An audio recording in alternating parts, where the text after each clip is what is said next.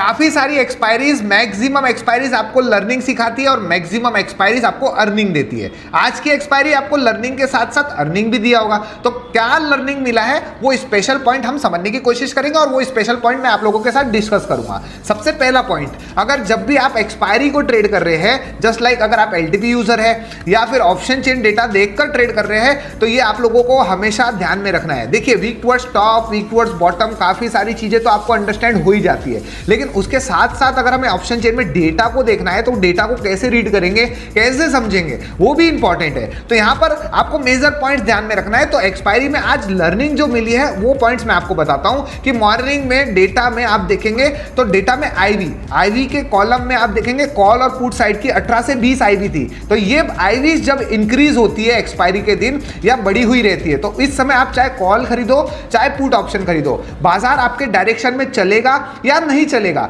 इसका matter ivy से होता है। जैसे बाजार में आपने कॉल खरीदा या पुट, तो आईवी अगर बढ़ी हुई है और आईवी सडन फॉल हो जाएंगी, आईवी डिक्रीज हो जाएंगी, तो आपके बाजार में डायरेक्शन चलेगा तो भी आपको लॉस वहां पर दिखेगा क्योंकि बाजार में आईवी डाउन हो चुकी है। सेकंड पॉइंट जो मेजर इंपॉर्टेंट पॉइंट था, यानी मॉर्निंग से जब बाजार मिड सेशन में आया, तो यहां पर आप देखिए कि चाहे कॉल साइड की इन द मनी में और पुट साइड के इन द मनी में, यहां पर जब आप टाइम वैल्यूज को देखेंगे, कॉल साइड के इन द मनी में टाइम वैल्यूज माइनस में थे, यानी कि टाइम वैल्यू था ही नहीं उधर, और पुट साइड के इन द मनी में आपके पास टाइम वैल्यू आखिरी डीप इन द मनी तक टाइम वैल्यू बचा हुआ था। तो इस कंडीशन में आपको क्या ध्यान में रखना है, पुट साइड के इन द मनी में टाइम वैल्यू बचा हुआ है, कॉल साइड में नहीं है, और बाजार ब्लड बाथ के सिचुएशन में बना हुआ है। तो इस कंडीशन में आप एक्सट्रीम टॉप का इंतजार कर लो। ऐसा नहीं ब्लड बाथ बना हुआ है, जो टॉप मिले वहीं से बेच दो, हमें एक्सट्रीम टॉप का इंतजार करना है। यानी कि बाजार अगर पुट साइड में टाइम वैल्यू बचा हुआ है तो वो टाइम वैल्यू को खत्म करने के लिए बाजार कहां जाएगा, पुट साइड का टाइम वैल्यू खत्म करना है तो बाजार जाएगा ऊपर साइड, यानी टॉप की तरफ चलना शुरू करेगा। और बाजार जैसे ही टॉप पे आएगा और डेटा हमारे फेवर में रहेगा,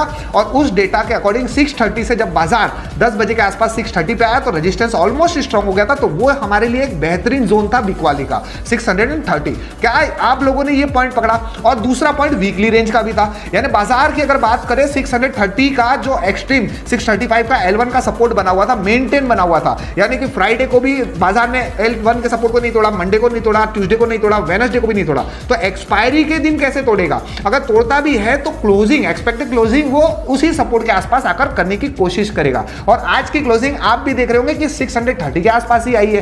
तो क्या ये बेसिक पॉइंट, क्या ये बेसिक चीजें आप लोग देखते हैं, ऑप्शन चेन में देखते हैं? आप क्या सिर्फ WTT या वीक टुवर्ड्स टॉप बॉटम ही देखते हैं? तो ये मेजर पॉइंट्स भी आप लोगों को देखना पड़ेगा। तो कैसा रहा ये वीडियो? उम्मीद करता हूं ये वीडियो आप लोगों के लिए बेहतरीन लर्निंग का होगा, और अर्निंग तो हम कर ही लेंगे एक्सपायरी में। तो ये वीडियो को लाइक, शेयर एंड सब्सक्राइब जरूर करिएगा।